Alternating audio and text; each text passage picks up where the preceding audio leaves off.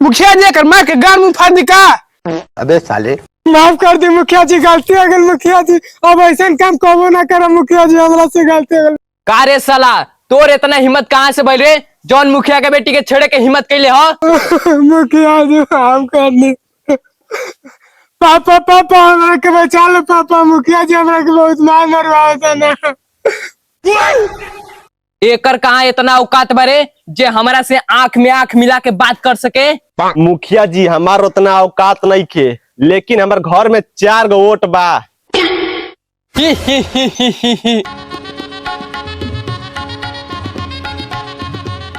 शादी करनी हो जीतला के बाद न मार के लता वाले तलाक तुरंत दिवा दे। खुश रह बेटी।